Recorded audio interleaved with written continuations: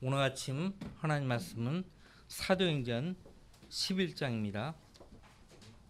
사도행전 11장 12절 말씀부터 18절까지 제가 읽겠습니다.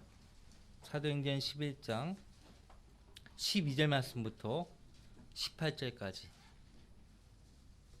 그때 성령께서 내게 말씀하시기를 아무것도 의심하지 말고 그들과 함께 가라고 하시기에 이들 6형제도 나와 함께 갔고 우리가 그 사람의 집에 들어가니라. 지금 베드로 사도가 6명의 그 유대인 형제들과 함께 코넬료 이탈리아 백부장이 사람들을 보내서 베드로에게 우리에게 와서 말씀을 전해달라고 요청했죠. 그래서 그 요청에 응하고 그 집에 들어갔습니다. 13절 그러자 그가 우리에게 어떻게 자기 집에서 천사를 보았는가를 설명하였으니 곧 그 천사가 서서 그에게 말하기를 요파에 사람을 보내어 베드로라고 하는 시몬을 청하라. 그가 내게 말씀을 전해 주리니 그 말씀으로 너와 너의 온 집안이 구원을 받으리라 하였다는 것이라. 그리하여 내가 말하기 시작하니 성령께서 처음에 우리에게 임하신 것과 똑같이 그들에게 임하더라.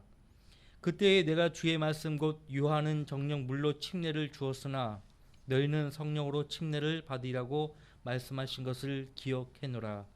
그러므로 하나님께서 주 예수 그리스도를 믿은 우리에게 주신 것과 똑같은 선물을 그들에게도 주셨다면 내가 누구이기에 하나님을 거역할 수 있겠는가 라고 하니 그들이 이런 말을 듣고 잠잠하더라. 그리고 하나님께 영광을 돌리며 말하기를 그러면 하나님께서 이방인들에게도 생명에 이르는 회개를 주셨도다 라고 하니라. 아멘. 여러분들 고넬료 이탈리아 백부장이 하나님을 그렇게 간절히 찾아왔는데 하나님은 그때 코넬료에게 천사를 보내서 베드로라고 하는 시몬을 청하라고 그렇게 지시를 하셨는데 왜 천사는 그때 코넬료에게 직접 복음을 전하지 못했는 것인가? 하나님은 천사를 시켜서 복음을 전파라고 명령하지 않았습니다.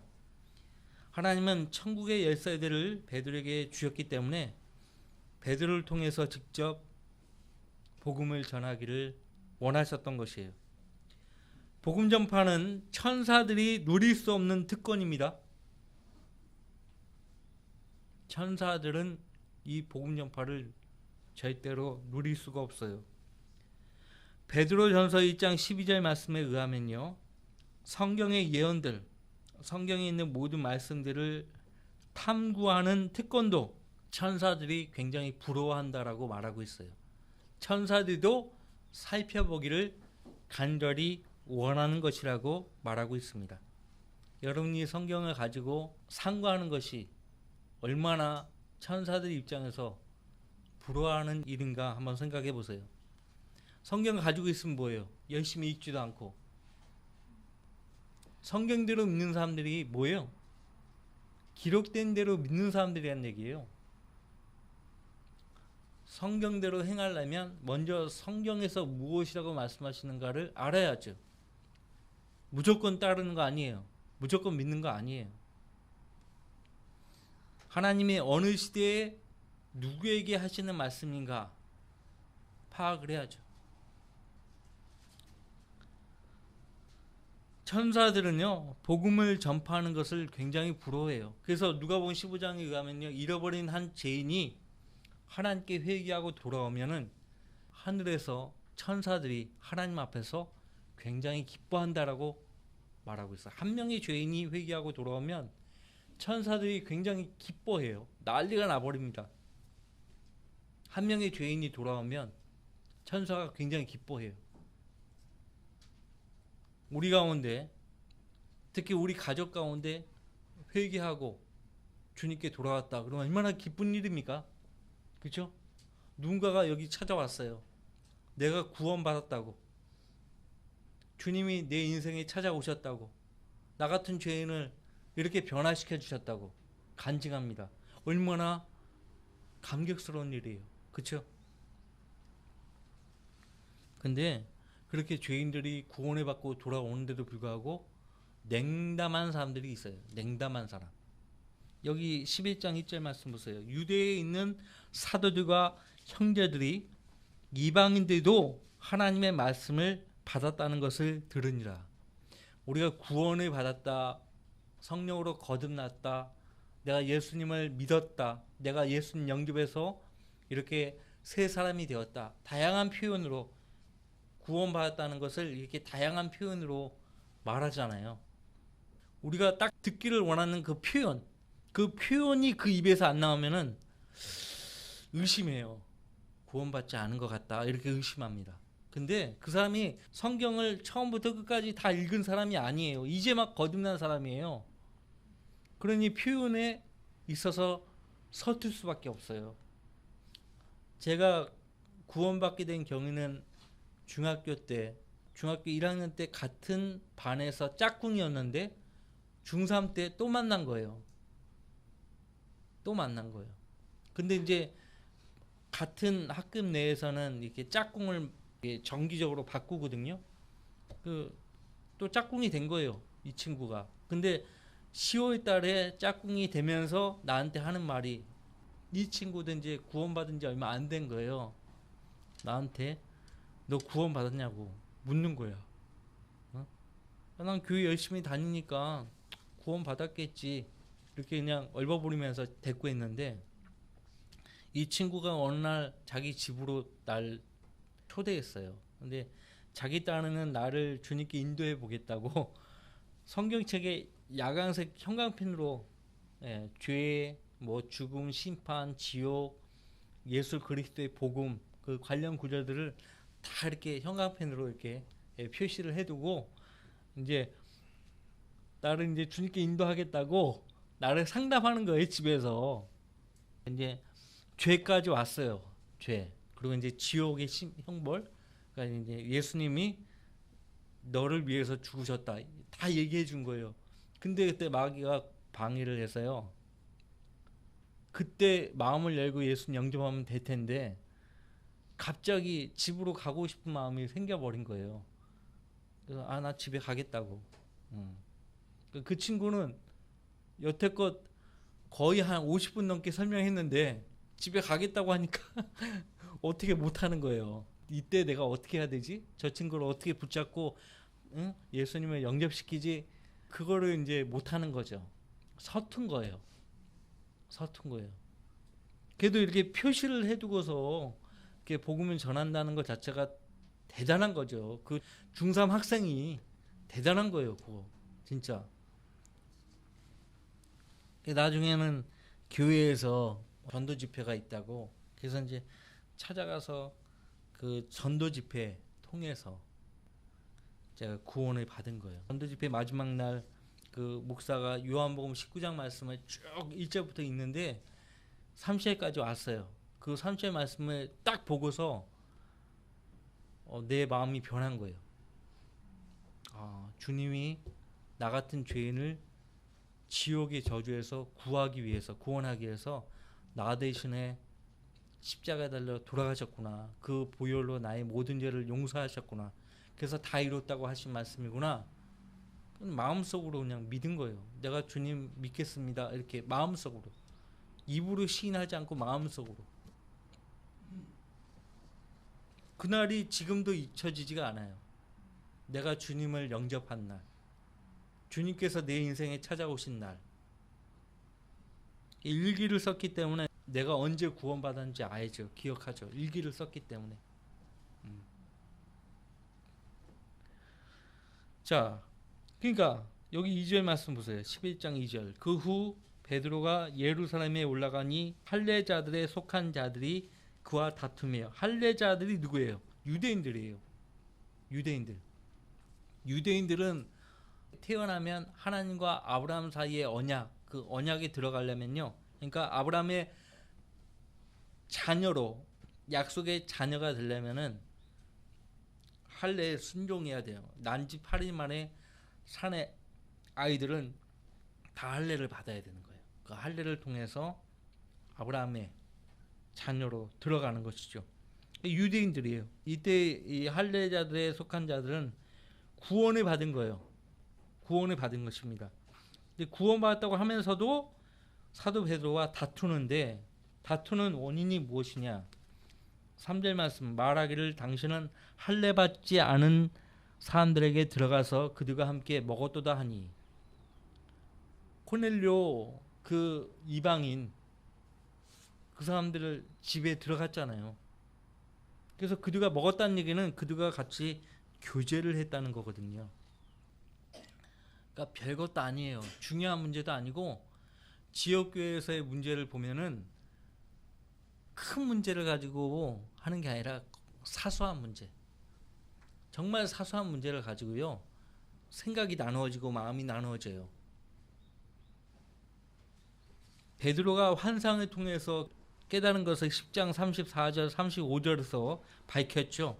하나님께서는 사람을 외모로 취하지 않으시고 어느 민족에서나 자기를 두려워하고 의를 행하는 사람은 받아주신다는 것이었어요. 결론이 뭐예요? 10장 43절에서 누구든지 예수 그리스도를 자신을 구원하신 구주로 믿는 자는 예수 그리스도의 이름으로 말미암아 죄들의 사함을 받는다는 것이죠. 응? 누구든지예요. 유대인만 구원받는 것이 아니고 이방인들도 구원을 받을 수 있다는 것을 베드로가 깨달은 것이에요. 코넬료와 그의 집안 사람들은요, 하나님 앞에서 하나님 말씀을 받기에 이미 준비된 사람들이에요. 하나님을 온 마음을 다해서 찾는 사람들은요, 하나님 입장에서는 준비된 사람이에요. 하나님 반드시 그 사람을요, 구원으로 인도하십니다. 구원으로 인도, 반드시 하나님을 찾는 사람들은요, 반드시 구원으로 인도하세요. 근데 문제는 뭐냐면, 그렇게 찾는 사람들을 방해하는 사람들이 있어요. 누구였어요? 교회 지도자들이 방해해요. 그렇기 때문에 하나님은 그들에 대한 심판을 묵과하지 않으시는 거예요. 사도행전은 사복음서와 마찬가지로 신약성경에서 역사서에 해당됩니다. 교리서가 아니에요. 사도행전은 교리서가 아닙니다. 역사서예요. 아시겠어요? 예, 교리서인지 역사서인지 구분을 못하면 곤란하죠. 그래서 역사서는 교리서가 아니기 때문에 어느 말씀들을 딱 떼어가지고 그 교회의 규례로 지키면 곤란한 거예요. 위험한 거예요. 사도행전에서 거의 대부분의 이단들이 나왔습니다. 로마 카톨릭이 나오고, 극단적 칼빈주의, 극단적 세대주의. 극단적 세대주의는요, 너무 나눠요. 성경을 나눌 필요가 없는 것까지 다 나눠버려요. 아니, 성경을 콩가루 만드는 거죠. 콩가루로 만드는 거예요. 너무 나눠가지고요, 그래서 극단적 세대주의라고 하는 거예요. 너무 나눠버리니까 건질 것이 없어요. 건질 것이. 사도행전 12장까지는 교리적으로 전환기적인 때입니다. 이 전환기적인 때에 상황의 말씀으로 자기 믿음의 근간으로 삼게 되면 많은 문제가 발생하게 돼요. 많은 문제가. 자, 성령을 받아서 구원을 받을 때 2장 38절의 경우에는 유대인들에게 해당되는 말씀이죠. 그들은 회개하고 예수 그리스도의 이름으로 침례를 받아야만 성령의 선물을 받을 수가 있었어요. 예? 유대인의 피가 흐르고 이방인의 피가 흐르는, 피가 섞여 있는 사마리아인들, 사도행전 8장의 경우에는 요한과 베드로가 급파해서 그들에게 안수했더니 그들이 어때요? 성령을 받았죠. 안수를 해서 성령을 받는 경우가 있어요. 근데 여기 10장에서, 사도행전 10장에서는 어때요? 복음의 말씀을 듣고 믿어서 성령의 선물을 받았잖아요. 침례를 받았다든지 안수를 받아서 성령의 선물을 받은 게 아니에요. 무슨 말인지 아시겠죠? 교리가 이렇게 발전이 되고 있는 것을 우리가 사도행전에서 볼 수가 있어요. 그러니까 어떤 이단은요, 사도행전 2장 또 8장 10장 이거 다 짬뽕 해가지고 침례받기 전에 회개시키고 그 다음에 안수, 침례받기 전에 안수를 하고 완전 짬뽕해서, 네? 그래야만 구원을 받는 것으로 아는 그런 이단들도 있어요. 사도행전 9장까지는 유대인들에게만 복음이 전파되었죠. 근데 10장부터서는 이방인들에게도 복음의 혜택이 주어진 것이에요. 좀 이해되십니까? 성경을 기본적으로 읽지 않으면은 제가 하는 말이 무슨 말인지 알 수가 없어요. 하나님은 베드로에게 보여주신 환상을 통해서 이제는 십자가의 능력이 유대인과 이방인의 구분을 폐하셨다는 것을 보여주셨어요. 바울 사도도 로마서 3장에서요, 동일한 입장을 표명하고 있습니다. 여러분들 로마서 3장 보세요. 로마서 3장 21절 말씀부터 마지막 절까지 제가 읽습니다. 제가 웬만하면 쉽게 설명해 드리려고 하는데 기록된 대로 쉽게 여러분들에게 설명을 하고 있는 것입니다. 그러나 이제는 율법 없이 하나님의 의가 나타났으니 율법과 선지서들을 통해 증거된 것이니라. 곧 하나님의 의는 예수 그리스도를 믿음으로 인한 것으로 모든 자와 믿는 모든 자에게 미치나니 차별이 없느니라. 차별이 없다라고 말씀하고 있죠. 구원은 유대인이나 이방인이나 누구나 하나님 앞에 죄인인 사람은 받아야 되는 거예요. 차별이 없어요. 이는 모든 사람이 죄를 지었으므로 하나님의 영광에 이르지 못하다가 그리스도 예수 안에 있는 구속을 통하여 그의 은혜로 값없이 의롭게 되었습니다. 정말 그래요? 그분의 은혜로 값없이 여러분들 의롭게 되었습니까? 하나님께서는 그의 피를 믿는 믿음을 통하여, 여러분들 예수님의 피를 믿었잖아요. 그 믿음을 통하여 그를 화목제물로 세우셨으니 이는 하나님의 오래 참으신 가운데서 이전에 지은 죄들을 사하심으로 인하여 그의 의를 선포하려 하심이요. 곧 이때에 자기의 의를 선포하시면 자신도 의롭게 되시고 또한 예수를 믿는 자도 의롭다 하려 하심이니라. 그러므로 자랑할 때가 어디 있느냐? 있을 수 없느니라. 무슨 법으로냐? 행위의 법으로냐? 아니라 오직 믿음의 법에 의해서니라. 그러므로 우리는 사람이 율법의 행위들이 없이 믿음으로 의롭게 된다고 단정하노라. 정말 그러합니까? 예, 믿음으로만 의롭게 되는 것이죠. 하나님은 유대인들만의 하나님이시고 이방인들의 하나님은 아니시냐? 물론 이방인들의 하나님도 되시느니라. 여러분들 아브라함이 주를 믿어 그의 믿음을 하나님께 인정받기 전까지는 아직은 이방인이었어요. 원래 다 이방인이에요. 이방인. 정령 할례자도 믿음으로 인하여 의롭게 하고 무할례자도 믿음으로 의롭게 하신 분은 하나님 한 분이시니라.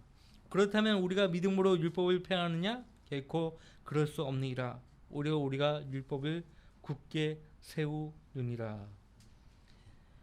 모든 자와 믿는 모든 자에게 하나님의 의가 미친다고 말씀하고 있죠. 차별이 없어요. 너는 흑인이기 때문에 너는 결코 구원받을 수 없어. 누가 그런 말을 해요? 누가? 미국에는 이 인종차별이 한때 있었죠. 너무 심했죠. 1960년경까지만 해도요, 흑인이요 백인 교회 얼씬도 못했어요. 그나마 복음주의적인 교회는 흑인도 백인도 예배를 드리게 했는데 따로따로 앉히는 거예요. 왜 차별을 두냐고요, 교회에서. 성경 어디에 그런 말이 있냐고요. 차별이 없느니라. 차별이 없느니라. 그래서 여러분들은 멸시하거나 그러면 안 돼요. 예, 외국인 근로자들 보면 막 멸시하고 막 그런다고요. 아, 내 제일 싫은 사람, 제일 싫어요, 아주. 그러니까 오늘 본문에서는 할례파의 어떤 자들이 베드로가 할례받지 아니한 이방인들의 집에 들어가서 그들과 함께 먹었다고 따져 문 것이에요. 함께 먹었다는 것은 교제를 했다는 뜻이죠. 근데 이제는 그리스도 안에 들어온 사람들은요, 인종에 관계없이 모두가 그리스도 안에서 하나입니다. 여러분들 갈라디아서 3장 보세요. 갈라디아서 3장 26절로 28절 같이 읽습니다. 갈라디아서 3장 26절로 28절. 너희가 다 그리스도 예수를 믿음으로 말미암아 하나님의 자녀들이 되었으니 너희 가운데 그리스도 안으로 침례를 받은 사람은 그리스도로 옷 입었느니라. 유대인이나 헬라인도 없고 종이나 자유인도 없으며 남자와 여자도 없으니 이는 너희 모두가 그리스도 예수 안에서 하나이기 때문이라. 믿습니까? 네. 로마 카톨릭은요, 이 세상에 태어난 모든 사람은 다 하나님의 자녀들이라고 이야기를 해요. 그래서 성당에 가면은 성당 입구에 이 프랜카드가 있는데 그 프랜카드 유심히 보신 적 있을 거예요. 하나님의 자녀인 여러분들을 초대합니다. 그러니까 세상에 있는 모든 사람들은 다 하나님 자녀예요. 창조된 피조물로서 하나님 자녀라고 생각하는 거죠. 근데 거듭나야 돼요. 거듭나지도 않은 사람들을 교회 앉혀놓고 세례 교육시키고 물 뿌리고 그렇게 해서 거듭났다, 하나님 자녀가 되었다 이렇게 사기치면 됩니까? 성경에 무지하면요 속는 것이에요. 여러분들 사도행전 12장으로 돌아오셔가지고요, 이런 할례파 유대인들에게 설명을 하죠. 어째서 그 이방인 집에 들어가서 그들과 함께 먹었는지, 먹어야 했는지 설명을 합니다. 그 앞서 10장의 내용과 중복되기 때문에 제가 12절부터 읽었죠. 그때 성령께서 내게 말씀하시기를 아무것도 의심하지 말고 그들과 함께 가라고 하시기에 이들 6 형제도 나와 함께 갔고 우리가 그 사람의 집에 들어가니라. 그러자 그가 우리에게 어떻게 자기 집에서 천사를 보았는가를 설명하였으니 곧 그 천사가 가서 그에게 말하기를 요파에 사람을 보내어 베드로라고 하는 시몬을 청하라. 그가 네게 말씀을 전해 주리니 그 말씀으로 너와 너의 온 집안이 구원을 받으라 하였다는 것이라. 10장의 내용에서는 이 말씀이 언급이 안 돼 있죠. 천사가 코넬료에게 이 말을 했다는 내용은 10장에서 발견할 수가 없어요. 우리가 11장 여기서 우리가 발견하는 거예요. 예? 그 말씀으로 너와 너의 온 집안이 구원을 받으리라. 사도행전 16장에서 빌립보 감소가 선생님들이여 내가 어떻게 하여야 구원을 받으리까라고 질문하니까 바울 사도가 뭐라고 합니까? 주 예수 그리스도를 믿으라. 그리하면 너와 너의 집안이 구원을 받으리라고 했어요. 그럼 내가 구원을 받았으니까 내 집안도 자동적으로 구원을 받느냐? 그건 아니죠. 내가 복음을 전하지 않으면 소용없는 거예요. 한 집안에 구원받은 사람이 태어나면 그 구원받은 사람은 구원받지 못한 가족들을 위해서 얼마나 기도하겠습니까? 그들의 구원을 위해서. 예? 예전에도 뭐 지금도 뭐 그런 사람도 있거니와 수의주정뱅이가 구원받는 거, 수의주정뱅이에요. 술만 먹었다 하면 그냥 집안에 있는 가세가 막 다 그냥 부셔지고 두드러 패고 아내 패고 자식들 패고. 그러니까 아버지가 술 마시고 들어온다 그러면 애들은 꼭꼭 숨는 거죠. 아내도 숨는 거예요. 패니까. 유명한 전도자인데요. 에이크라는 분이에요. 이름이 에이크예요. 성은 내가 기억이 안 나. 아주 유명한 감리교 순회 설교자예요. 이 사람은 구원받기 전까지는 완전 술주정뱅이에다가 폭력범이에요. 폭력범. 술만 먹었다 하면은 다 부시고 다 패는 거예요. 헨리 모 하우스라는 젊은 설교자가 있습니다. 거듭난 영국 사람이에요. 이분이 이제 미국에서 사역을 하는 거예요. 저보다 더 젊은 설교자인데, 한 번은 어느 지방에 가서 그 지방에서 이제 전도 집회를 하는데, 아주 유명한 사람이죠. 이 에이크라는 사람이, 에이크라는 사람이. 그래서 이제 이 지방에서 하나님을 가장 대적하는 사람이 누구냐 이제 물은 거예요. 교회 관계자에게. 그랬더니 한 집사가 에이크라는 사람이라고 얘기를 해준 거예요. 그 사람 집이 어디냐고. 그래서 찾아갔는데 없어. 집회를 한참 하고 있는데 어떤 술 주정뱅이가 찾아온 거죠. 교회에. 찾아왔다가 그래서 이제 그 사람을 향해서 복음을 전하는데 초청 시간에 먼저 가버린 거예요. 에이크라는 사람이 설교도 다 끝나기도 전에 집으로 갔어요. 근데 이 설교자 헨리 모 하우스라는 이 목사는 그 사람이 아직 예수님을 영접하지 않았다라고 생각한 거예요. 근데 이 에이크라는 사람이요, 그 설교를 유심히 들었던 모양이에요. 그리고 마음이 영접했던 것 같아요. 예수님을. 집으로 돌아가자마자 아내한테 아이들한테 무릎을 꿇고 용서를 구하는 거예요. 아이들아, 내가 오늘 예수님을 영접했단다. 다시는 내가 너희들을 괴롭히지 않겠다. 선한 아버지가 되겠다. 그렇게 맹세한 거예요. 예수님이 나 같은 주정뱅이에게 찾아오셔서 나를 구원해 주셨단다. 다시는 내가 그런 생활을 하지 않겠다고 가족들과 약속을 한 거예요. 그리고 이 사람이요, 이분이 약속을 했기 때문에, 가족들에게 약속을 했기 때문에 약속을 지키려고 애썼던 거예요. 그리고 이제 한 번도 교회를 간 적이 없는 사람이 교회를 가기 시작한 거예요. 그래서 말씀을 듣고 양육을 받고 사람들 만나면 복음 전하고, 하나님께서 그 사람에게 역사하셔가지고요, 성령의 능력과 지혜로 기름 부어 주셔가지고요, 감리교 설교자가 된 거예요. 옛날 감리교 설교자들은요, 정규 신학을 나오지 않은 사람들이 대부분이었어요. 영국의 웨일즈 지역의 탄강촌에서 사역하던 유명한 빌리 브레이 목사, 아시는 분들은 아실 거예요. 그분도 초등학교도 안 나온 분이에요.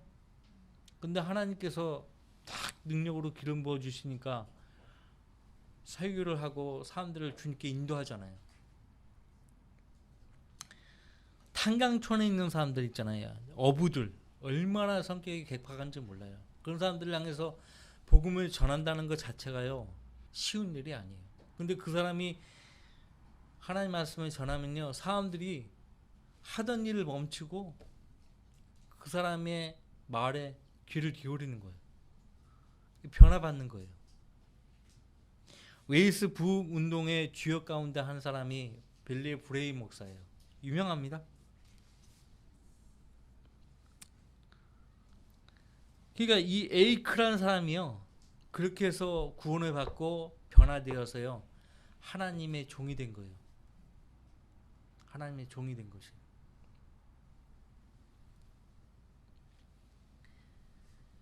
정규 신학을 통해서요, 성경에 대한 믿음을 잃어버리는 사역자와 정규 신학을 전혀 받지도 않고 오직 무릎 위에 성경을 올려놓고 주께 직접 깨우침을 얻고 말씀으로 무장된 무식쟁이와 비교가 됩니까? 응? 비교가 안 돼요. 오늘날 신학은요, 성경에서 멀리 벗어난 학문이 돼버렸어요. 성경에서 멀리 벗어난 학문이 돼버렸다고요. 그러니까 올바른 종이 나올 수가 없어요. 신학교에 가면 처음에는 목사의 믿음으로 들어간다고 해요. 그러다가 좀 시간이 지나면 집사의 믿음으로 하락하고, 그다음 이제 졸업할 때쯤 되면은 완전 무신론자가 되어서 나오는 거예요. 완전 무신론자. 그래서 신학교의 기도실에는 1학년 학생들로 가득 차요. 2학년, 3학년, 4학년 학생이 없어. 1학년 학생들만 가득 찬다고 그래요. 점점 교육을 받으면서 하나님에 대한 믿음을 잃어버리게 되는 거예요. 어떻게 교육을 받길래? 어떻게? 신학교 강단을 점유한 신학 박사들, 교수들은요, 독일의 자유주의 신학, 미국의 자유주의 신학으로 완전히 물들어가지고요, 학생들의 믿음을 파괴시키는 그런 일을 하고 있는 거예요. 학위가 중요한 거 아니에요. 신학교에 왜 가요? 하나님 말씀 공부하려고 가는 거지. 하나님 말씀은 안 가르치고 뭐 이상한 쓰레기 같은 걸 가르친다니까요.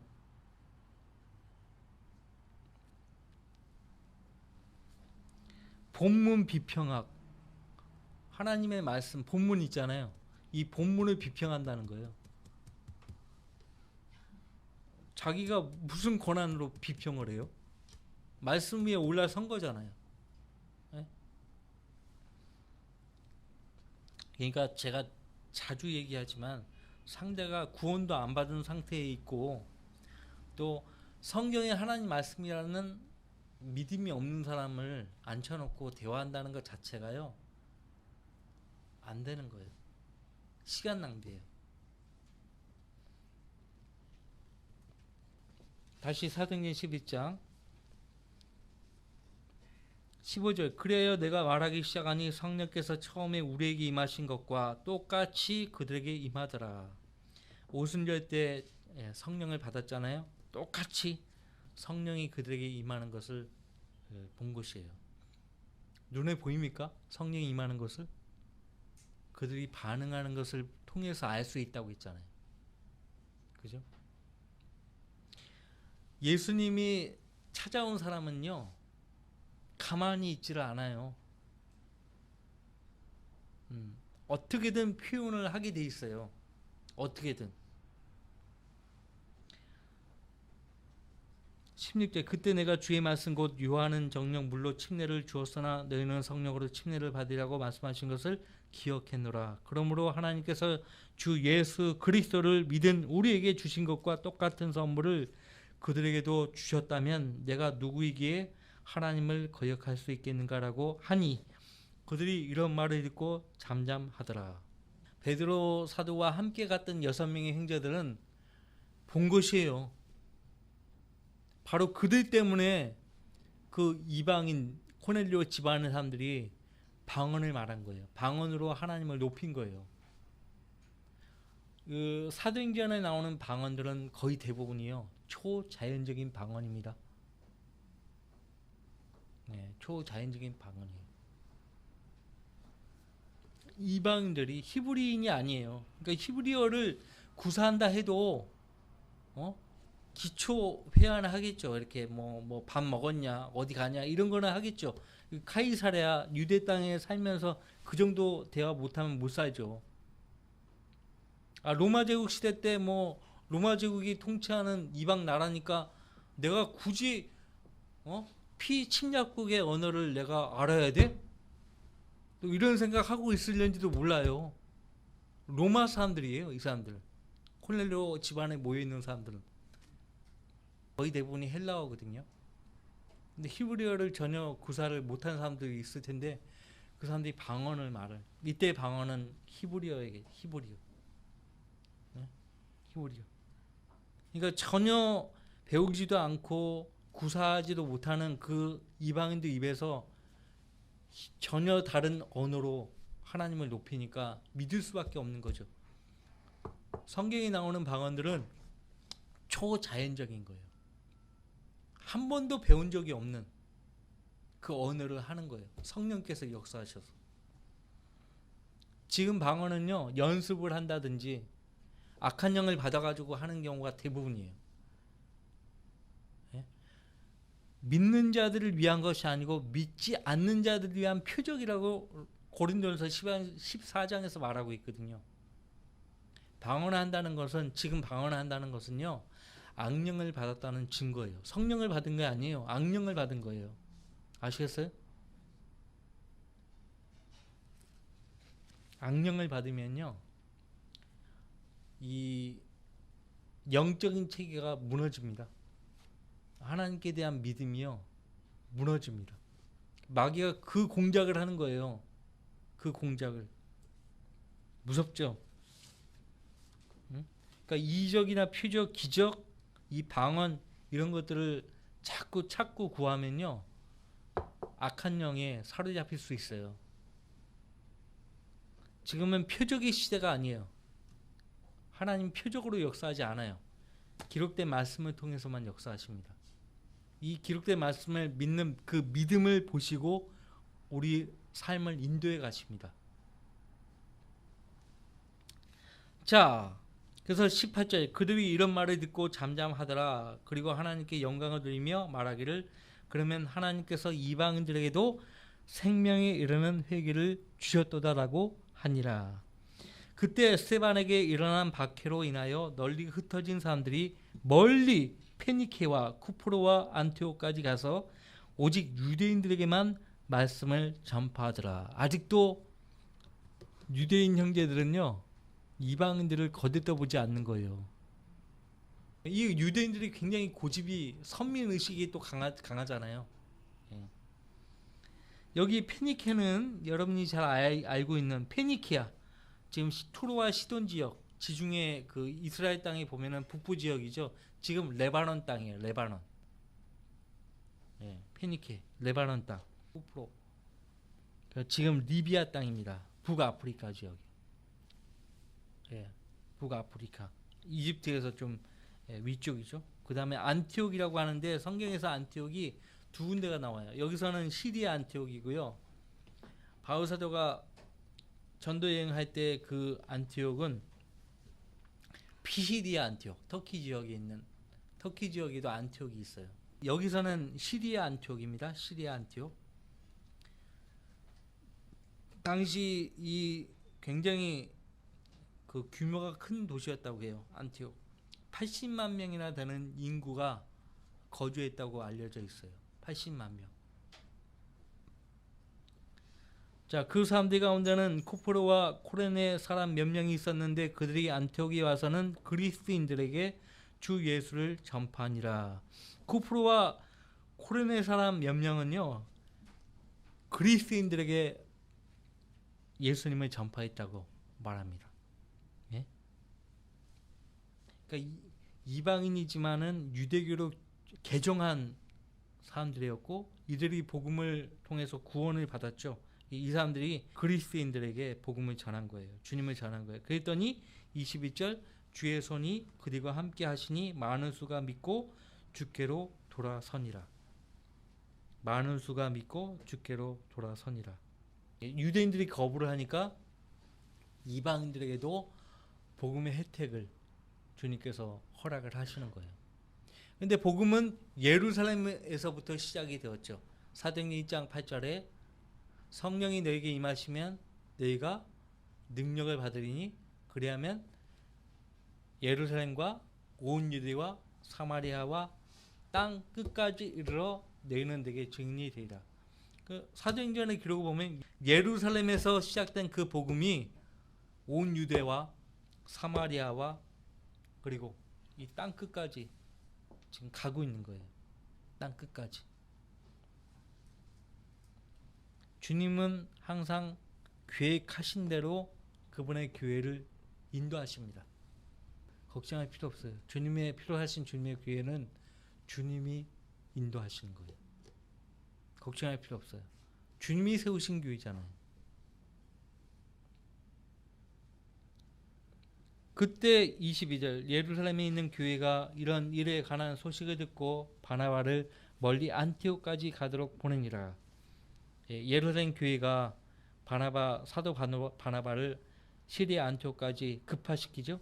그가 와서 하나님의 은혜를 보고 기뻐하며 또 그들 모두에게 권하기를 굳센 마음으로 주께 붙어 있으라고 하더라. 이는 그가 선한 사람이요 또 성령과 믿음으로 충만한 사람임이라. 그러므로 많은 무리가 주께 더해지더라. 유대인들에게 역사했던 그 복음의 능력이요 이방인들에게 전파되기 시작하니까요 엄청나게 엄청나게 힘을 얻어가지고요 이게 복음이 확산되고 있어요.